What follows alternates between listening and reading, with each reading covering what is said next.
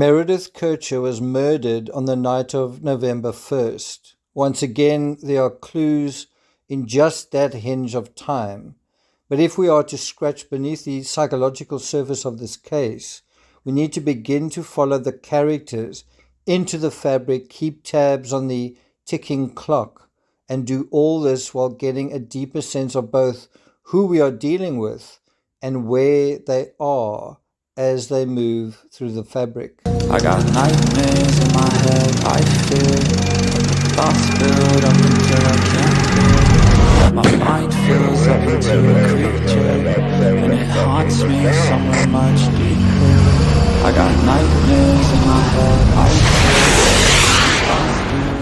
fear. Hello and welcome to True Crime Rocket Science. The most authentic voice in true crime. Now, both Knox and Solicitor have written memoirs about themselves, about their experiences, and one another. What's fascinating are the subtle slights hurled at one another in their respective narratives, along with the selective leaving out of some information by the one compared to the other. And so when you juxtapose their narratives, you really do get a sense of the full story to some extent.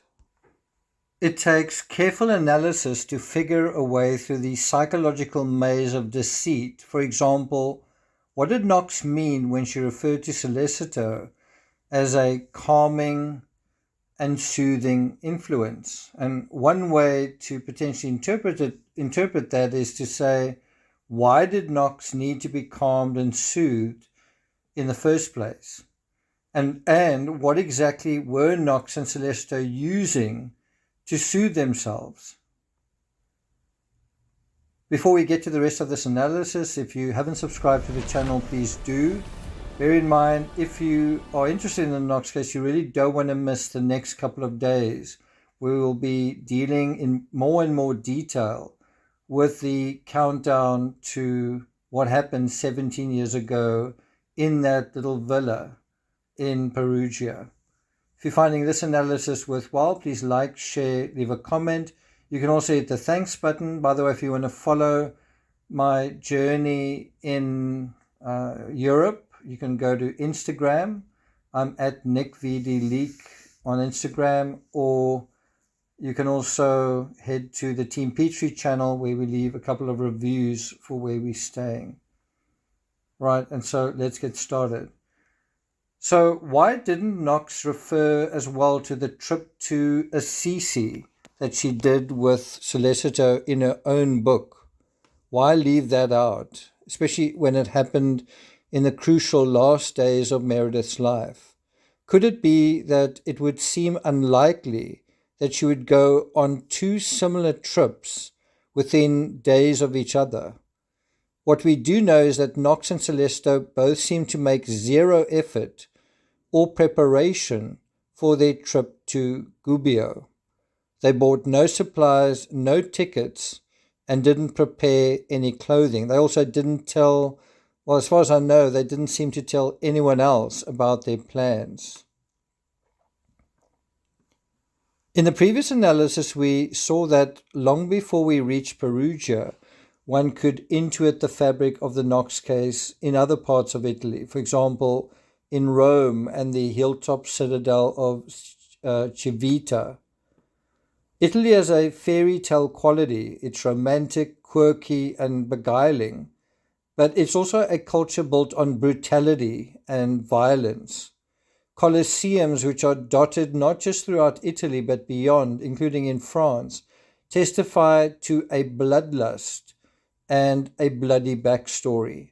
In the same way that we can't get to know a country from a guidebook or intuit the culture of a place from a map, we can't fathom the fabric of a true crime case by simply looking at the conventional things, autopsy evidence or ticking off milestones from the timeline. In order to intimately, authentically understand a complex case like the Knox case, this is a case with potentially more than one perpetrator, possibly two, possibly even three.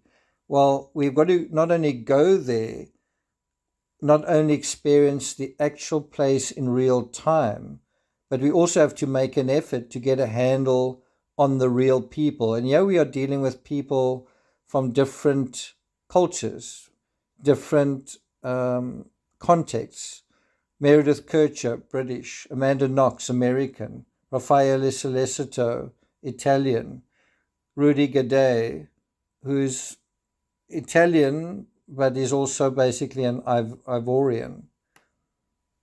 And so one slippery aspect in the Knox case is Knox's financial narrative. So when you start pouring through the reports, looking at the cell phone data,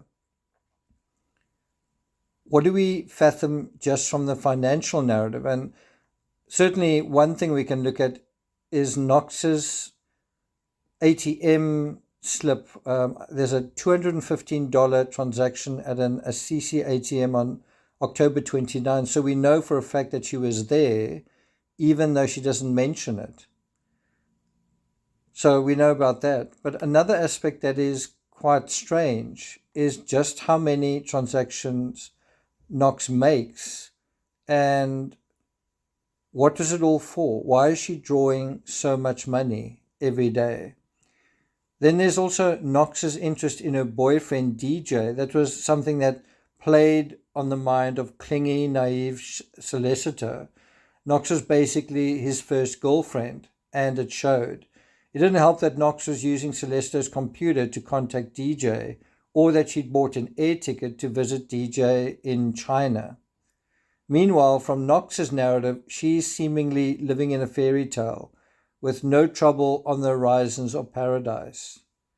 Did a murder really happen in this vacuum that is portrayed, or is there a dynamic that's been deliberately withheld from us?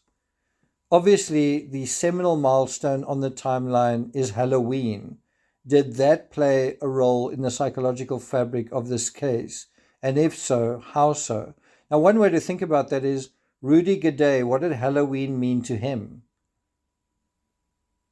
Raffaele Sollecito, what did Halloween mean to him? Did it mean more to him? What about Meredith Kercher? What did she do? What did Halloween mean to her? And then there's Amanda Knox.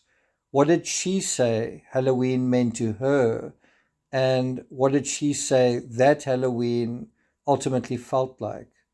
What is it like when you in a place that's like a fairy tale, you've had a wonderful time, you've had great expectations, and then something is unexpectedly a letdown? How do you deal with that? What if you were relying on other people around you and you were expecting something to be magical just like everything else, and then someone showed in a way their true colors, or someone showed that they weren't on your side, or someone just did something that meant that you missed something that you thought was going to be part of the celebration that you were having? And how does that feel? How does it feel when everyone is celebrating but you're not? And in a way, we experienced that a little in Paris, where we were supposed to go up the Eiffel Tower, and a lot of people did, but we unfortunately weren't able to collect our tickets. So you're watching all these people having the experience you thought you were going to have. Are you able to deal with that disappointment? Is there a temptation to want to blame someone else?